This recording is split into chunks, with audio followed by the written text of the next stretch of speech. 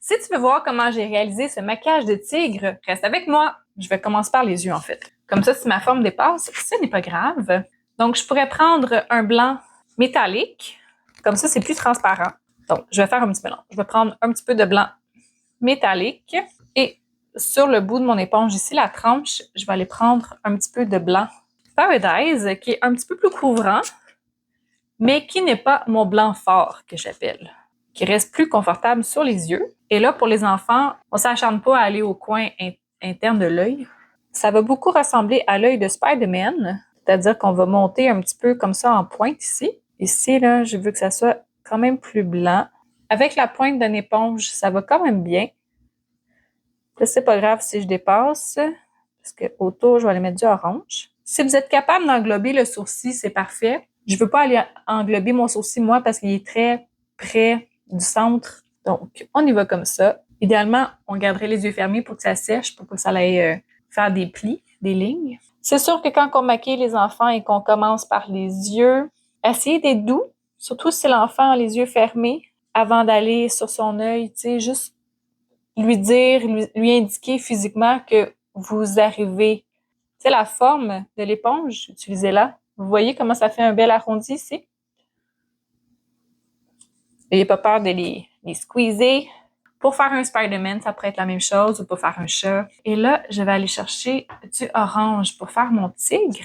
Ici, j'ai une pastille qui est déjà faite, donc je vais prendre celle-là parce que j'ai pas de orange fluo sous la main. J'aime beaucoup mettre du orange fluo, mais là, il n'est pas à ma portée. Selon ce que vous avez, hein, tant qu'on reste avec des couleurs de tigre. Et aussi, des fois, on peut faire un tigre des neiges. C'est vraiment cool à faire. Donc, avec du blanc, du turquoise, du petit bleu pâle. On peut même faire des flocons de neige. C'est vraiment beau. Puis, sur mon éponge ici, où j'ai du jaune, je vais aller chercher un petit peu de or aussi. Je sais pas à quel point ça va paraître, mais ça fait tout le temps joli. J'essaie de garder le rouge à l'extérieur de ma pastille pour pas aller tout salir. Mon éponge est neuve, donc elle est un peu raide. Je vais commencer par l'arête du nez. Je vais faire un petit arrondi de front, comme ça. Souvent, je vais juste faire une petite oreille en pointe, comme ça. Vous voyez que je viens vraiment presser mon éponge pour vraiment avoir quelque chose de plus précis et que je ne suis pas tout écrasée non plus avec mon éponge. Hein. Je suis vraiment sur la pointe. Puis là, si je voudrais, après ça, je peux basculer mon éponge pour aller rajouter de la couleur ici, comme ceci. Donc ça, j'ai vraiment une belle base. Pour les enfants très jeunes, je m'arrêterai ici. Je suis pas obligée d'aller en mettre en bas. J'imagine un point qui part de mon coin externe ici de l'œil. Donc, si je me trace une ligne imaginaire, vous pouvez la tracer avec un pinceau si ça vous adoucit. Donc, à partir du coin externe de l'œil, jusqu'à la narine, ça va être vraiment où je veux aller mettre ma couleur. Donc, vous voyez, j'ai toujours le rouge vers l'extérieur. Et après, j'ai ma couleur plus pâle qui va aller dans mon coin. Puis vous voyez ici, comme c'est pâle, même si je remplis pas à 100%, c'est pas vraiment dramatique. La base n'a jamais besoin d'être parfaite, hein, parce que c'est pas ça qui va attirer l'attention du premier coup. On va voir la couleur, mais même si mon coin de nez il est pas très bien rempli, ce sera pas un gros problème. Je commence avec mon rouge ici. Au coin externe. Gauche et droite ne sont jamais pareils parce que, encore une fois, si la base n'est pas parfaite, c'est pas la fin du monde. Voilà. Donc là, j'aurai une belle petite base de tigre. Pour les besoins de la cause, parce qu'on est entre nous, hein, je vais finir ici en bas. Donc, je me rends pas jusqu'ici, jusqu'au coin de la bouche, parce que je sais que je vais vouloir mettre des dents. Encore une fois, habituellement, quand je fais un maquillage sur un enfant, dans un contrat, je vais jamais faire en bas du visage. Mais si, par exemple, c'est pour l'Halloween, ou si c'est une fête d'enfant, ou si j'ai beaucoup de temps, je peux le faire. Mais c'est rare. Parce que l'enfant va manger, va boire. Donc, ici, soit vous tracez une ligne pour avoir une belle démarcation nette et en plus, ensuite, vous pouvez remplir avec l'éponge, ou sinon, vous pouvez y aller juste avec l'éponge et après, affiner la forme avec un coup de pinceau. Les deux se font. Vous pouvez essayer les deux techniques. Donc, si je m'imagine une ligne du coin de ma bouche au coin du nez. Je vous fais un tigre, mais ce modèle est aussi bien pour faire un chat. On change les couleurs, évidemment. Sinon, tout le monde va penser que c'est un tigre. Voilà, comme ça, je suis jolie, non? Si je veux, je pourrais toujours aller rajouter un petit peu de couleur dans les yeux. C'est optionnel.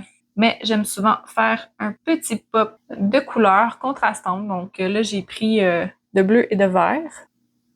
Donc dans le fond, je me retrouve à faire une petite forme, la même forme que j'ai déjà faite en blanc. Vous voyez, ça n'a pas besoin d'être compliqué. Là, je vais juste aller les fondre une dans l'autre en reprenant la même éponge que tantôt. Donc, jusqu'à temps que vous avez fini votre maquillage, vous pouvez garder vos éponges sur le plan de travail parce que on ne sait jamais si on va revenir.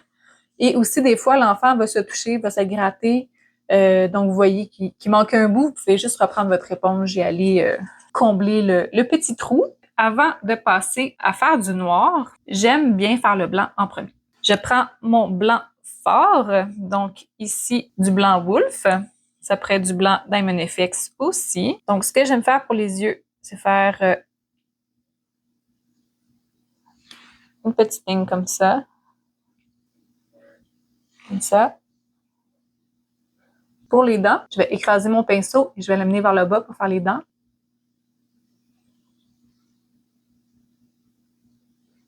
Les grosses dents. Ensuite, ici, on va aller utiliser vraiment la forme du visage que vous maquillez. Donc, on ne s'acharne pas à créer une ligne, on y va avec la forme du visage. Vous voyez mon pli naturel? Le pinceau, il sait où il doit aller. Faites-lui confiance. Le tigre a souvent une crinière. Je couche mon pinceau, ensuite je l'amène rapidement vers le bas.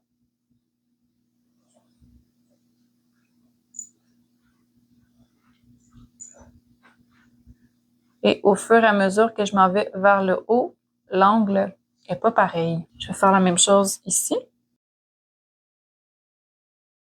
Donc, ce que je disais, c'est que le poil, je le fais vers l'intérieur, je le fais pas dans les airs. Tandis qu'ici, il s'en allait vers l'extérieur. Ici, je le fais redescendre parce que la gravité du poil va faire en sorte qu'il descend. Mon oreille, même chose. Donc, j'ai écrasé mon pinceau, je relève en haut. Un peu comme un triangle. Je peux estomper ce blanc-là avec une éponge si je veux. Ça dépend du temps que j'ai. Ça dépend beaucoup de l'enfant qui est devant moi, que je maquille. Si l'enfant bouge beaucoup ou si j'ai peu de temps pour maquiller, je vais prendre des raccourcis. Je vais réduire la quantité de détails que je fais. Je vais faire des petits effets de poils. Donc, je reprends le même pinceau au numéro 4 avec du noir fort. Ça, c'est du Diamond FX. Donc, je vous montre un truc pour faire des rayures de tigre, mais vraiment facilement. On va tout simplement écraser notre pinceau. Puis ensuite, on peut relever notre pinceau et shaker un petit peu. Donc, on écrase, on relève doucement en shakant. Donc, on écrase, on relève doucement en shakant. Vous pouvez tester un petit peu sur votre main avant de le mettre sur votre création. Donc, c'est un peu comme j'ai fait mon poil, mais je vais m'orienter vers la pointe du nez.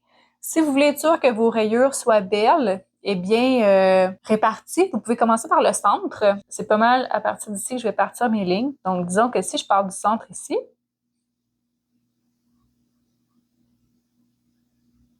après ça, je sais que celle en haut et celle en bas, ils vont déjà avoir un guide. Donc, je pourrais partir déjà de l'autre côté pour être sûr d'avoir quelque chose de symétrique.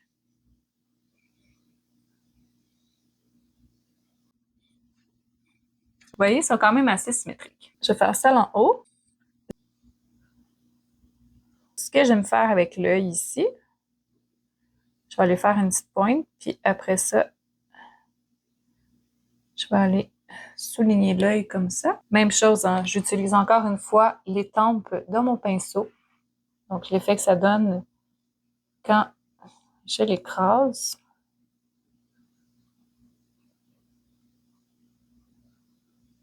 Ici, ça a fait des petits points. Je trouve ça beau, je vais regarder. Je vais aller en faire de l'autre côté. Comme ça, on va penser que c'était voulu. Et c'est parfait. Le nez, vous pourriez tout simplement prendre une éponge. Prenez votre noir, prenez l'autre côté de l'éponge qu'on n'a pas utilisé. Il faut vraiment que ça soit idéalement un arête d'éponge. Vous allez comprendre pourquoi. Parce que ensuite, pour faire un nez facilement, Un nez, ça peut être difficile à faire parce que c'est la partie la plus bombée du visage. Et avec notre pinceau, on peut perdre la main un peu, puis on peut aller ruiner un peu notre maquillage. Donc, si vous voulez pas ruiner votre maquillage, vous pouvez simplement mettre du noir sur le bout d'une éponge comme ça. Je me mets de profil pour vous montrer. On va aller en dessous du nez.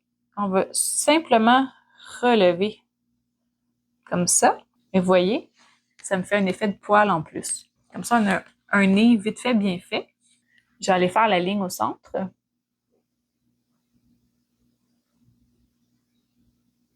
Donc ici, je peux faire un petit peu de détails, mais je veux pas faire la même ligne que j'ai fait déjà ici. Donc, je peux aller faire des petits points ou seulement des petites moustaches.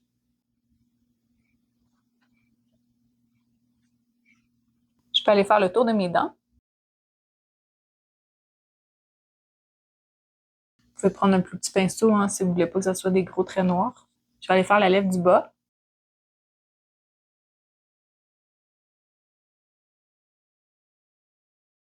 Je vais aller compléter le front. Je peux commencer par terminer mon oreille. Je vais aller délimiter un petit peu ma crinière blanche. Puis là, c'est sûr qu'ici, j'aurai des rayures.